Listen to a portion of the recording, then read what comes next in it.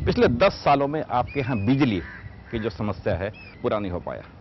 बिजली की समस्या के बारे में जो निर्णय लेना था वो निर्णय में कमी रह गई, और जो निर्णय आप ध्यान में रखे होंगे या ध्यान में होगा कि हमने 2005 में ही अनबंडलिंग के मामले में एक इनिशिएट किया था।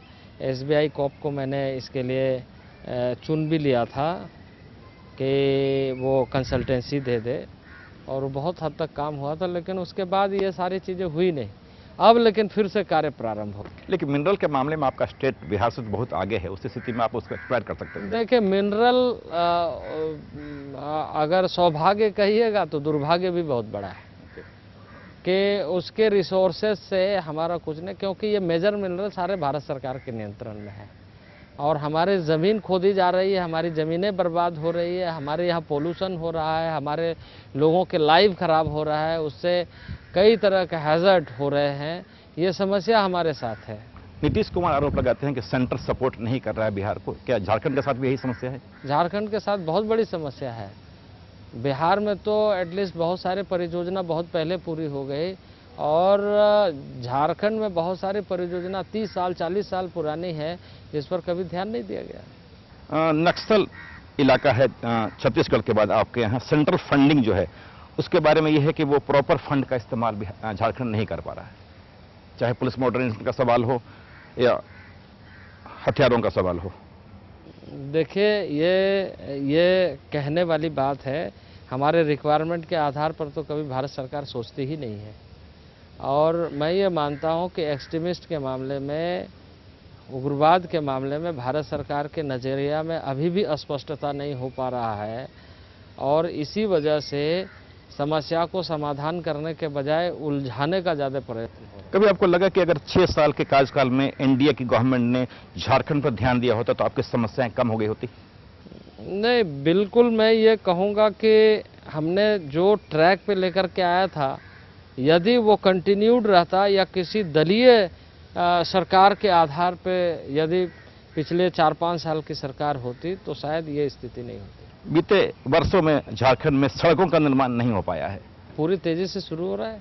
अभी ये बारिश अच्छी हो गई है, बारिश के समय में बिटुमेंस का काम नहीं होता, तो स्वाभाविक रूप से इस समय में लोग बयानों की राजनीति और दुकानदारी कर रहे हैं। सवाल ये है कि यदि बारिश में बिटुमेन उपयोग किया जाएगा तो आप उस बिटुमेन से क्या सड़क बनेगी कि सड़क की समस्या पैदा होगी? झारखंड के परिणाम के बाद क्या लगता है कि आने वाले चुनाव में उसका असर पड़ेगा? नहीं, वो कुछ लोगों का ये है कि एक बाई इलेक्शन में हारना जितना लगे रहता है। बट आपके स्टेट हमेशा अभिशप्त है राष्ट्रपति शासन के लिए, सिर्फ इसलिए कि वहाँ आयाराम गयाराम की स्थिति बहुत ज़्यादा है, ये कारण होगा? कुछ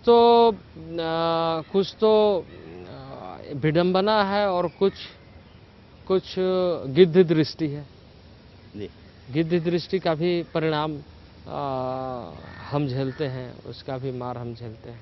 आपकी सरकार में जेएएम का कितना सपोर्ट है? किस तरह से सपोर्ट है? पूरा सपोर्ट है।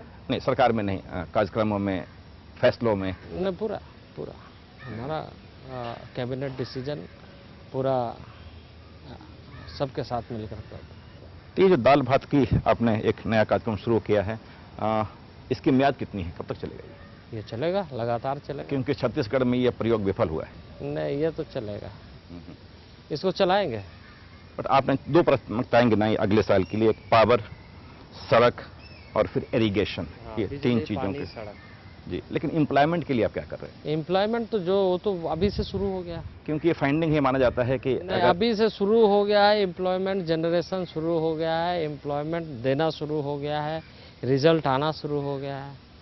अभी हम सब इंस्पेक्टर की बहाली कर रहे हैं। लेकिन आपके यहाँ ये है कि बड़ी संख्या में यूथ पलायन कर रहे हैं दूसरे राज्यों के लिए, शायद इसलिए? नहीं, आपको गलत सूचना है, उतना पलायन नहीं कर रहे हैं। हमारा रूरल एरिया तो बिल्कुल रुक रहे हैं। अर्बन एरिया में तो जो एजुकेट होंगे और अपॉर्चुनिटी मिलेगी वो तो कहीं ओपन एयर है, कहीं भी जाएंगे। ये जो अडवाणी जनता एक्सप्रेस रुकी है वो झारखंड से भी क्रॉस करेगा? अब पूरी मुझे मैप मिली नहीं है, उसके बारे में फैसला होना है। और जो रास्ते से गुजरेंगे उसमें बेलारी भी होगा? कई जगह होंगे, कई जगह अब तो पूरे देश में घूमेगा। पूरे झारखंड में एक तरह से 2 पार्टी सिस्टम वहां पे है, बीजेपी एंड जेएमएम का ही सिस्टम लगभग है वहाँ पे, कांग्रेस आरजेडी का बहुत प्रभाव नहीं रहा। तो ये जो दो पार्टियां हैं, क्या वो हमेशा के लिए खत्म हो गई, आपको लगता है? इस देश में अब ऐसा होना चाहिए कि फुल मेजॉरिटी की गवर्नमेंट बने और उसके लिए लोगों को जनादेश देना चाहिए। आमतौर पर चीफ मिनिस्टर कहते हैं कि हमारी खुद की सरकार नहीं थी, अलायंस की गवर्नमेंट थी, इसलिए हमने कई योजनाओं को अंजाम नहीं दिया। ये समस्या आपको लगती है? देखिए, थोड़ी धीमी तो जरूर हो जाती है, पर यह जनादेश तो जनता का ही है। लेकिन बीते 8 सालों में अगर आप देखें तो बीजेपी की सीट संख्या लगातार कमती गई है। नहीं, देखिए, हमारा इस चुनाव में जो पिछला चुनाव हुआ उसमें हमारा सीट घट गया, नहीं तो इसके पहले किसी चुनाव में हमारा सीट नहीं घटा, बल्कि चुनाव कम क्षेत्रों में हम लड़े। चुनाव 10-12 क्षेत्रों में कम लड़े, जिसके वजह से जिस अनुपात में हमें पहले मिला था उस अनुपात में दूसरे चुनाव में मिला। तो आने वाले विधानसभा चुनाव में ये लगता है कि सिंगल पार्टी बीजेपी खुद सरकार बना पाएगी? अब आने वाले दिनों में एक सामान्य वातावरण और एक विश्वास का माहौल बनेगा तो स्वाभाविक रूप से जनता समर्थन करेगी। क्योंकि आपकी सरकार वहाँ डोमिनेट करती रही लगभग हमेशा, वैसे स्थिति में आपने वहाँ के सेंटिमेंट को समझा होगा, फिर जनता आपके साथ क्यों नहीं आ रही है? नहीं, अब तो ये अगला चुनाव में देखा जाएगा। क्या लग रहा है निकट भविष्य में राज्य में कोई मिड टर्म इलेक्शन हो सकता है? नहीं, ऐसे तो संभावना नहीं है, लेकिन अब राजनीति में तो कई स्थितियां परिस्थितियां बदलते रहती है, ये अलग बात है। क्योंकि कर्नाटक का उदाहरण आपके सामने है।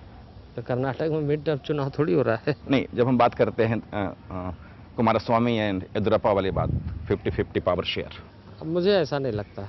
क्योंकि जेएमएम और आपका कंसेप्ट है, ठीक है, डेवलपमेंट के इशू पे आप सहमत होंगे, लेकिन उसमें क्या दिक्कत आ रही है? डेवलपमेंट जो आप चाहते हैं उसमें वो पूरा सपोर्ट क्यों नहीं कर रहे हैं? नहीं, देखिए, स्वाभाविक रूप से उनकी अपनी समझ में थोड़ा सा कई ऐसे विषय हैं जिस पर चर्चा करना पड़ता है, और जब एक दल होता है तो उसमें एक फोरम रहती है, वो फोरम में तय हो जाता है।